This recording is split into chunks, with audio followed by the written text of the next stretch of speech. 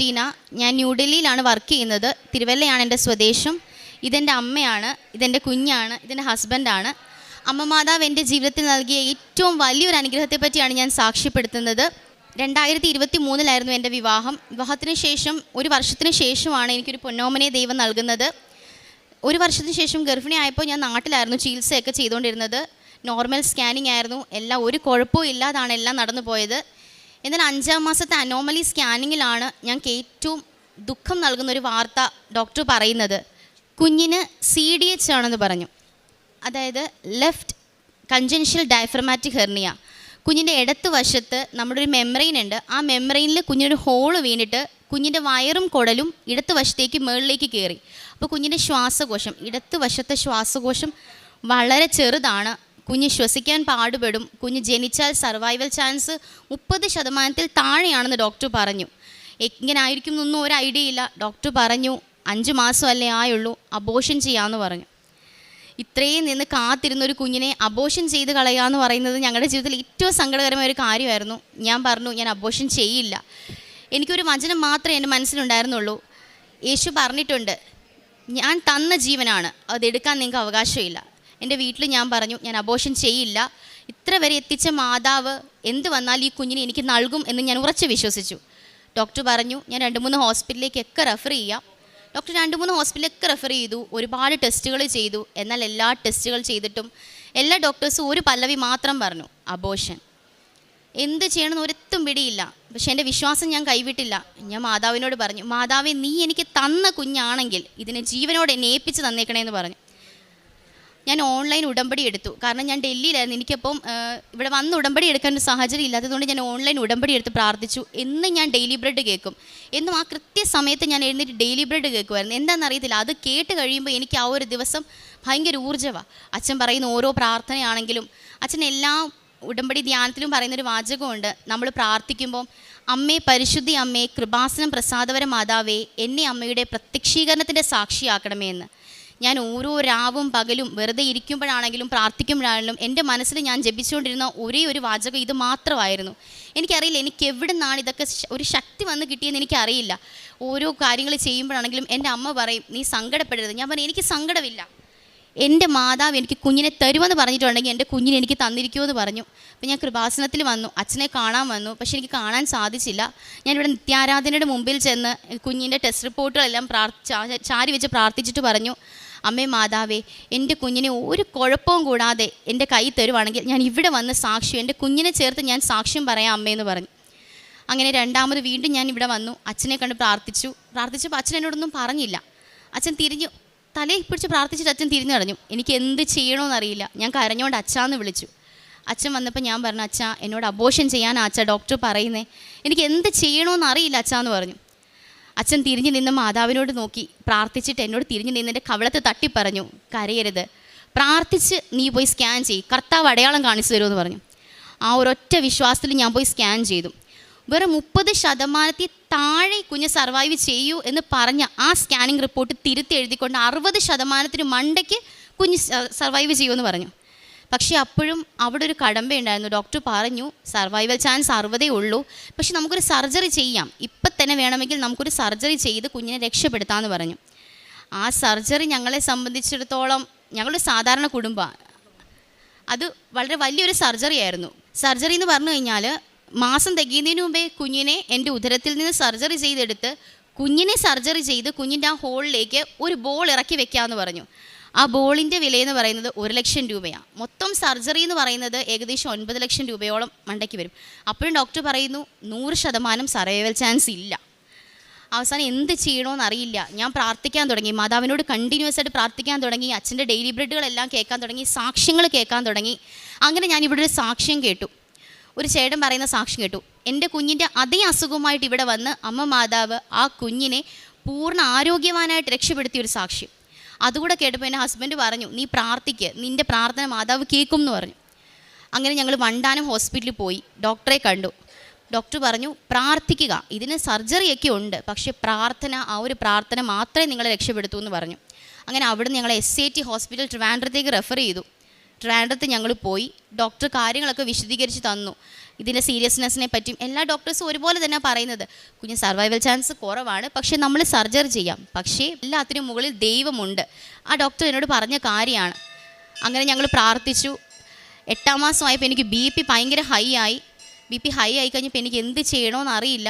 ഞങ്ങൾ അവിടെ ചെന്നപ്പോൾ ഡോക്ടർ പറഞ്ഞു ഇനി വെച്ചുകൊണ്ടിരിക്കാൻ പറ്റില്ല, കുഞ്ഞിനെ നമുക്ക് ഡെലിവറി ചെയ്തേ പറ്റൂ. അങ്ങനെ ഫെബ്രുവരി 28-ാം തീയതി ഞാൻ സുഖപ്രസവത്തോടെയാണ് എൻ്റെ കുഞ്ഞിന് ജന്മം നൽകിയത്. പക്ഷേ ജന്മം നൽകിയപ്പോൾ ഇവളുടെ വെയിറ്റ് എന്ന് പറയുന്നത് 2.1 കിലോഗ്രാം മാത്രമായിരുന്നു. എനിക്ക് പ്രസവവേദന എടുക്കുന്ന സമയത്ത് എനിക്ക് ഭയങ്കര പേടിയായിരുന്നു. എന്നെ ലേബർ റൂമിൽ അഡ്മിറ്റ് ചെയ്തപ്പോൾ എല്ലാവരും കിടന്ന് കരയുന്നു. ഞാൻ അമ്മയോട് പറയാം, അമ്മ എന്നെ സിസേറിയൻ ചെയ്യാൻ പറ, എനിക്ക് പേടിയാന്ന് പറഞ്ഞു.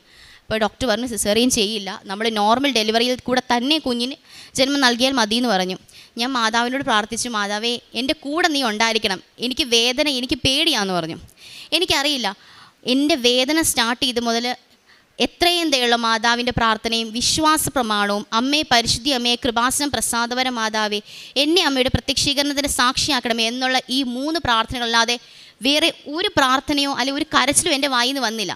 ഡോക്ടേഴ്സ് ചോദിച്ചു നീ എന്താ ഇങ്ങനെ? ഞാൻ പറഞ്ഞു എനിക്കറിയില്ല, എൻ്റെ മാതാവ് എൻ്റെ കൂടെയുണ്ട്, ഞാൻ ഇതേ പ്രാർത്ഥിക്കൂ. അത്രയും വേദന എടുത്ത് കരഞ്ഞ് ഈ ഓരോ പ്രാർത്ഥന പ്രാർത്ഥിക്കുമ്പോഴും എൻ്റെ വേദന പകുതിയായിട്ട് കുറഞ്ഞുകൊണ്ടിരുന്നു. അങ്ങനെ ഫെബ്രുവരി 28-ാം തീയതി 11:30 ഞാൻ എൻ്റെ കുഞ്ഞിന് ജന്മം നൽകി. ജനിച്ച ഉടനെ ഇവളെ നേരെ NICUവിലാണ് കൊണ്ടുപോയത്. ഡോക്ടർ പറഞ്ഞിരുന്നു നമ്മൾ 48 മണിക്കൂർ കുഞ്ഞിനെ NICUവിൽ കിടത്തും, അവിടെ കുഞ്ഞ് സ്വയമേ ശ്വാസം എടുക്കുന്നുണ്ടെങ്കിൽ മാത്രമേ നമ്മൾ സർജറി ചെയ്യൂ എന്ന് പറഞ്ഞു. അങ്ങനെ 48 മണിക്കൂർ കഴിഞ്ഞു. ഡോക്ടർ പറഞ്ഞു നമുക്ക് സർജറി ചെയ്യാം. അങ്ങനെ കുഞ്ഞിനെ സർജറി ചെയ്യാൻ കൊണ്ടുപോയി. അപ്പോഴാണ് സർജറി ചെയ്യാൻ പോകുമ്പോഴും ഞാൻ എൻ്റെ കുഞ്ഞിൻ്റെ മുഖം കാണുന്നില്ല. സർജറിക്ക് കയറ്റി 3.5 മണിക്കൂർ നീണ്ട മേജർ സർജറിയാണ് എൻ്റെ കുഞ്ഞിന് ചെയ്തത്. ആ ഓരോ 3.5 മണിക്കൂറും അച്ഛൻ എനിക്ക് തന്നൊരു കാശ് രൂപം നെഞ്ചോട് ചേർത്ത് പിടിച്ചിട്ട് ഞാൻ മാതാവിനോട് പറഞ്ഞു, ഇത്രത്തോളം മാതാവേ നീ എന്നെ എത്തിച്ചു, എൻ്റെ കുഞ്ഞിനെ എനിക്കിങ്ങ് തന്നേക്കണേ മാതാവേ എന്ന് പറഞ്ഞു. അപ്പം അമ്മ പറഞ്ഞു നീ പ്രാർത്ഥിക്ക്, നിൻ്റെ പ്രാർത്ഥന നീ കൈവിടരുതെന്ന് പറഞ്ഞു. അങ്ങനെ ഞങ്ങൾ പ്രാർത്ഥിച്ചു. 3.5 മണിക്കൂറിൻ്റെ സർജറി കഴിഞ്ഞ് ഡോക്ടർ ഇറങ്ങി വന്നിട്ട് പറഞ്ഞു സർജറി സക്സസ്ഫുൾ ആണ്, പക്ഷെ 48 മണിക്കൂർ കഴിയാതെ നമുക്കൊന്നും പറയാൻ സാധിക്കില്ല. കാരണം 48 മണിക്കൂർ കഴിഞ്ഞാലേ എന്തെങ്കിലും പറയാൻ സാധിക്കൂ. കാരണം കുഞ്ഞിൻ്റെ ആ സർജറി ചെയ്ത ഹോൾ വന്നെന്ന് പറഞ്ഞ ഭാഗത്തൊരു ഹോളല്ല, അത്രയും ഭാഗത്തൊന്നും ഇല്ലായിരുന്നു. നമ്മൾ അവിടെ നിന്ന് ഇവിടുന്ന് എടുത്ത് തയ്ച്ച് വെച്ചിരിക്കുകയാണ്. സർജറി കഴിഞ്ഞു, പക്ഷേ സർവൈവൽ ചാൻസ് പറയാറായില്ല, 48 മണിക്കൂർ കഴിയട്ടെന്ന് പറഞ്ഞു. ഞാൻ അമ്മയോട് പറഞ്ഞു ഇല്ലമ്മേ, എൻ്റെ മാതാവ് എൻ്റെ കുഞ്ഞിനെ എനിക്ക് തരും, കൃപാസനത്തിൽ ഞാൻ വന്ന് സാക്ഷ്യം പറയുമെന്ന് ഞാൻ തീരുമാനിച്ചിട്ടുണ്ടെങ്കിൽ മാതാവ് എനിക്കതിനിട വരുത്തുമെന്ന് പറഞ്ഞു. അങ്ങനെ 48 മണിക്കൂറെന്ന് പറഞ്ഞ ഡോക്ടർ 24 മണിക്കൂറിന് ശേഷം ഞങ്ങളെ വിളിപ്പിച്ചിട്ട് പറഞ്ഞു കുഞ്ഞ് മരുന്നിനോട് പ്രതികരിക്കുന്നുണ്ട്, കുഞ്ഞിന് ഒരു കുഴപ്പവും ഇല്ലെന്ന്. 10 ദിവസം കഴിഞ്ഞേ നമ്മുടെ കയ്യിൽ കുഞ്ഞിനെ കിട്ടുമെന്ന് പറഞ്ഞ ഡോക്ടർ 5-ാമത്തെ ദിവസം പറഞ്ഞു കുഞ്ഞെ നിങ്ങൾക്ക് കൊണ്ടുപോകാമെന്ന് പറഞ്ഞു. ഞാൻ എന്നും ലൈറ്റ് ക്യാൻഡിൽ പ്രെയർ ചെയ്യുമായിരുന്നു. ഞാൻ ഓൺലൈൻ ഉടമ്പടി എടുക്കുമ്പോൾ ഞാൻ എന്നും ഹസ്ബൻഡിന് ഓരോ പ്രാർത്ഥനകൾ അയച്ചു കൊടുക്കും. ഹസ്ബൻഡ് ഡൽഹിയിലാണ് വർക്ക് ചെയ്യുന്നത്, ഞങ്ങൾ രണ്ടും ഡൽഹിയിലായിരുന്നു. ഞാൻ നാട്ടിലെത്തിയതുകൊണ്ട് ഹസ്ബൻഡ് എനിക്ക് ഓരോ സാക്ഷ്യങ്ങൾ അയച്ചു തരുമായിരുന്നു. എൻ്റെ പപ്പ ഉടമ്പടി എടുത്തിട്ടുണ്ടായിരുന്നു. അതുകൊണ്ട് പപ്പ ഉടമ്പടി എഴുതിയതിന് ശേഷം പപ്പ പ്രത്യക്ഷീകരണ പ്രാർത്ഥന പ്രാർത്ഥിക്കുമ്പോൾ ഞങ്ങൾ 2 പേരും പപ്പയുടെ കൂടെ ചേർന്ന് പ്രാർത്ഥിക്കും.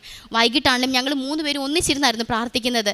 ആ ഒരു പ്രാർത്ഥന കൊണ്ട് എനിക്കറിയില്ല, മാതാവ്, എൻ്റെ വിശ്വാസം എന്ന് പറയുന്നത് മാതാവ് ഇത്രയും താഴ്ന്ന എന്നെ മാതാവിൻ്റെ സാക്ഷിയാക്കി മാറ്റി എന്നുള്ളതാണ് എനിക്ക് ഏറ്റവും വലിയ സന്തോഷം. കാരണം സാധാരണ പ്രാർത്ഥിക്കുന്ന പോലെയാണ് ഞാൻ പ്രാർത്ഥിച്ചത്. പക്ഷേ ഇന്ന് എത്ര പേരിലേക്ക് എനിക്ക് മാതാവിൻ്റെ ഈ സാക്ഷി എത്തിക്കാൻ സാധിക്കുമോ ഒരുപാട് പേരിലേക്ക് ഞാൻ എത്തിക്കുന്നുണ്ട്. NICUവിൽ കുഞ്ഞ് കിടന്നിരുന്ന സമയത്ത് നമുക്ക് ഒരു നേർച്ച വസ്തുക്കളൊന്നും കയറ്റാൻ പറ്റില്ല, അകത്തോട്ട് ഒന്നും കയറ്റാൻ പറ്റില്ല. പക്ഷേ എൻ്റെ പപ്പ എൻ്റെ കയ്യിൽ ഒരു തുള്ളി തൈലം തന്നിട്ട് പറഞ്ഞു നീ ഇത് കുഞ്ഞിന് കൊണ്ട് തൂക്കാൻ പറഞ്ഞു. അങ്ങനെ ഡോക്ടേഴ്സ് കാണാതെ ഞാൻ ആ തൈലം കൊണ്ട് തൂത്തു. ആ തൈലം കൊണ്ട് തൂത്തപ്പോഴാണ് എൻ്റെ കുഞ്ഞ് ആദ്യമായിട്ട് കരയുന്നൊരു സൗണ്ട് ഞാൻ കേൾക്കുന്നത്. അതുവരെ എൻ്റെ കുഞ്ഞിൻ്റെ ഒരു ചീള സൗണ്ട് പോലും ഞാൻ കേട്ടിട്ടില്ല. അപ്പോൾ എൻ്റെ അടുത്ത് കിടന്നിരുന്നൊരു കുഞ്ഞിൻ്റെ അമ്മ പറഞ്ഞു ചേച്ചി അതെന്താ എനിക്കിവിടെ തരാമോ എന്ന് പറഞ്ഞു. അപ്പോൾ ഞാൻ വിചാരിച്ചു എനിക്ക് അമ്മ മാതാവിനെ പറ്റി പറയാൻ കിട്ടിയ ഒരു അവസരമാണ്. ഞാൻ പറഞ്ഞു ഞാൻ കൃപാസനത്തിൽ പോയി പ്രാർത്ഥിച്ചിട്ടാണ് ഇവളെ എനിക്ക് കിട്ടിയത്, ഇത് തൈലം തൂത്താൽ മതി എന്ന് പറഞ്ഞു. അവരുടെ കുഞ്ഞിന് എന്തോ വലിയൊരു ഇഷ്യൂ ആയിരുന്നു.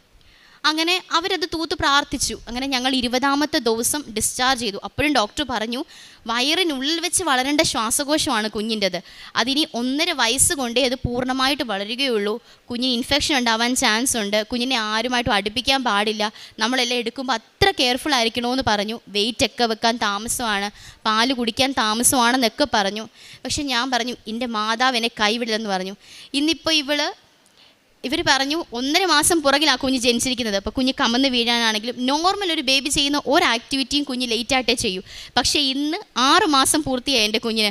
ഇവളിപ്പം കമന്ന് വീഴാൻ തുടങ്ങി, പതുക്കെ നീന്താൻ തുടങ്ങി, നമ്മളോട് പ്രതികരിക്കാൻ തുടങ്ങി. അതുപോലെ ഞാൻ പ്രഗ്നൻ്റ് ആയിരുന്ന സമയത്ത് ഇവൾ അനങ്ങില്ല വയറിൽ കിടന്ന്. ഞങ്ങൾക്ക് പേടിയായിരുന്നു. പക്ഷേ എത്ര മണിക്ക് ഞങ്ങൾ പ്രാർത്ഥിക്കാനിരിക്കുന്നു, മാതാവിൻ്റെ പാട്ട് പാടുന്നു, എൻ്റെ കുഞ്ഞ് വയറിൽ കിടന്ന് ചവിട്ടുമായിരുന്നു. അതെന്താ നിരത്തില്ല. ഇന്നും ഞങ്ങൾ കുടുംബ പ്രാർത്ഥനയ്ക്ക് ഞങ്ങൾ 3 പേര് ഒന്നിച്ചിരിക്കുമ്പോൾ മാതാവിൻ്റെ പാട്ട് പാടുമ്പോൾ, അല്ലെങ്കിൽ നന്മ നിറഞ്ഞ മറിയമീന്ന് ഞങ്ങൾ ചൊല്ലുമ്പം അവൾ അവളുടേതായ ഭാഷയിൽ മൂളും. അതെന്താണെന്നറിയില്ല. അവൾക്ക് വേറെ ഒരു പാട്ട് പാടിയാലും അവൾ റിയാക്ട് ചെയ്യില്ല. മാതാവിൻ്റെ പാട്ട് പാടിക്കഴിഞ്ഞാൽ അവൾ നമ്മുടെ കണ്ണുകളിൽ തന്നെ നോക്കിയിരിക്കും. അത് മാതാവ് തന്ന കുഞ്ഞാ. അങ്ങനെ അത് ഞാൻ പറഞ്ഞാൽ എനിക്കൊരു പെൺകുഞ്ഞാണെങ്കിൽ ഞാൻ എൻ്റെ കുഞ്ഞിന് മാതാവിൻ്റെ പേര് ചേർത്തിടുമെന്ന് പറഞ്ഞു. അങ്ങനെ എനിക്കൊരു പെൺകുഞ്ഞിനെയാണ് കിട്ടിയത്. ഞാൻ ഇവക്ക് ഹെയ്സൽ മരിയ ലൈജു എന്നാണ് പേരിട്ടിരിക്കുന്നത്. ഹെയ്സൽ എന്ന വാക്കിൻ്റെ അർത്ഥം ദൈവം കണ്ടു, ഗോഡ് സീസ് എന്നാണ്. ദൈവം എൻ്റെ പ്രാർത്ഥന കേട്ടു, കണ്ടു. അങ്ങനെ എനിക്ക് ഈ പൊന്നോമനെയാണ് എൻ്റെ ദൈവം എനിക്ക് തന്നത്. ഞങ്ങൾ ഡൽഹിയിലായിരിക്കുമ്പം നമുക്ക് ഇവിടുന്ന് പത്രമൊന്നും കിട്ടില്ല. അവിടെയാണെങ്കിൽ ആരെങ്കിലുമൊക്കെ പള്ളികളിൽ കൊണ്ടുവെക്കുമായിരുന്നു. ഞാനൊരു ഡൽഹി ആർച്ച് ഡയസിസിലാണ് വർക്ക് ചെയ്യുന്നത്. ബിഷപ്പ് ഹൗസിലെ സിവിൽ എഞ്ചിനീയർ ആണ് ഞാൻ. അപ്പോൾ അങ്ങനെ പത്രം കിട്ടുമ്പോൾ ഞാനും ഹസ്ബൻഡും അത് എടുത്തിട്ട് അടുത്തുള്ളവർക്ക് കൊടുക്കും. മാക്സിമം എത്ര പേരിലേക്ക് മാതാവിൻ്റെ അനുഗ്രഹങ്ങൾ എത്തിക്കാവോ, അല്ലെങ്കിൽ സുവിശേഷങ്ങൾ, സാക്ഷ്യങ്ങൾ എത്തിക്കാവോ, അത്രയും ഇതായിട്ടാണ് ഞാൻ ചെയ്തുകൊണ്ടിരുന്നത്. ഒരുപക്ഷെ അതിൻ്റെയൊക്കെ അനുഗ്രഹങ്ങളായിരിക്കും മാതാവ് എന്നെ തിരഞ്ഞെടുത്തത്. ഇത്രയും താഴ്ന്നു കിടന്ന് എന്നെ മാതാവ് തിരഞ്ഞെടുത്ത് മാതാവിൻ്റെ നെഞ്ചോട് ചേർത്ത് പിടിച്ചതിൽ 1000 നന്ദിയുണ്ട് മാതാവിന്. എത്ര പറഞ്ഞാലും മാതാവിനുള്ള നന്ദി എത്ര പറഞ്ഞാലും എനിക്ക് മതിയാവില്ല. എൻ്റെ കുഞ്ഞിനെ ഇത്ര ആരോഗ്യവതിയായിട്ട് തന്നതിൽ അമ്മയ്ക്ക് 1000 നന്ദി അമ്മേ, സ്തുതി അമ്മേ, സ്തോത്രം അമ്മേ. 1 സാമുവേൽ 1-ാം അധ്യായം 26 മുതൽ 28 വരെ തിരുവചനങ്ങൾ. ഹന്ന പറഞ്ഞു, ഗുരു, ഇവിടെ അങ്ങയുടെ മുമ്പിൽ നിന്ന് കർത്താവിനോട് പ്രാർത്ഥിച്ച സ്ത്രീ തന്നെയാണ് ഞാൻ. ഈ കുഞ്ഞിന് വേണ്ടിയാണ് ഞാൻ പ്രാർത്ഥിച്ചത്. എൻ്റെ പ്രാർത്ഥന കർത്താവ് കേട്ടു. ആകയാൽ ഞാൻ അവനെ കർത്താവിന് സമർപ്പിച്ചിരിക്കുന്നു. ക്രിസ്റ്റീന സ്റ്റീഫൻ എന്ന ഈ മകൾ തൻ്റെ ഓൺലൈൻ ഉടമ്പടി ജീവിതത്തിൻ്റെ വളരെ ദൈവാനുഭവമുള്ള സാക്ഷ്യമാണ് അമ്മയുടെ തിരുനടയിൽ സമർപ്പിച്ചത്. ശരിക്കും മകൾ കടന്നുപോയ വലിയ പീഡാനുഭവങ്ങളുടെ, സഹനങ്ങളുടെ, അനിശ്ചിതത്വങ്ങളുടെ ജീവിതത്തെയാണ് തീഷ്ണതയോടെ, സന്തോഷത്തോടു കൂടി അവൾ നമ്മളോട് പങ്കുവെച്ചു കൊണ്ടിരുന്നത്. സാക്ഷികൂടാരത്തിൽ ഇത് എന്നോട് പറയുമ്പോൾ ഞാൻ അവളോട് ചോദിച്ചു, നിനക്ക് എപ്പോഴെങ്കിലും നിൻ്റെ വിശ്വാസം ക്ഷയിക്കായോ? നിൻ്റെ പ്രാർത്ഥനകളൊന്നും ഉപകാരപ്പെടുന്നില്ലെന്ന് നിനക്ക് തോന്നിയോ? സങ്കടത്തിലായോ? ഓരോ ചോദ്യത്തിനും എന്നോട് ക്രിസ്റ്റീന പറഞ്ഞത്, ഒരിക്കൽ പോലും എൻ്റെ വിശ്വാസം എനിക്ക് ഉലഞ്ഞില്ല. കാരണം എനിക്ക് കൃപാസന മാതാവിൽ അത്ര വിശ്വാസമായിരുന്നു. അമ്മ കൈവിടത്തില്ല. ദൈവം തന്നു, ദൈവം എടുത്തുവെന്ന് എനിക്കറിയാം. അത് ഞാൻ വിശുദ്ധ ഗ്രന്ഥത്തിൽ വായിച്ചിട്ടുണ്ട്. അത് മാതാവ് എടുത്താൽ എനിക്ക് കുഴപ്പമൊന്നുമില്ല. പക്ഷേ മാതാവ് കരങ്ങളിൽ തരുമെങ്കിൽ അത് ആരോഗ്യത്തോടെ പൂർണ്ണമായി തരുമെന്ന് എനിക്ക് ആദ്യം മുതലേ എനിക്കതിൽ വിശ്വാസമുണ്ടായിരുന്നു. ഞാൻ അതുകൊണ്ട് അമ്മയോട് ഒരിക്കലും ഞാൻ സങ്കടപ്പെട്ടിട്ടില്ല. ചിലപ്പോഴെങ്കിലും വീട്ടിലുള്ള ഓരോരുത്തർക്ക് എന്തെങ്കിലുമൊക്കെ വേണോ വേണ്ടേ എന്നൊക്കെ ചോദിച്ചപ്പോൾ പോലും ഞാൻ പറയുമായിരുന്നു, ഒന്നിലേക്കുമില്ല, അമ്മയാണിത് ഉരുവാക്കിയത്. അമ്മയാണ് 5-ാം മാസം ഇന്ന കാര്യങ്ങളൊക്കെ ഉണ്ടെന്ന് ഓർമ്മിപ്പിച്ചത്. അമ്മയോട് ചേർന്നാണ് ജീവിക്കാൻ തീരുമാനിച്ചിട്ടുള്ളത്. അതുകൊണ്ട് ഇത് എൻ്റെ കരങ്ങളിൽ അമ്മ മാതാവ് ആരോഗ്യത്തോടെ നൽകുമെന്ന്. പ്രിയമുള്ളവർ, ഇതാണ് വിശ്വസ്തതയുടെ വിശ്വാസം എന്ന് പറയുന്നത്.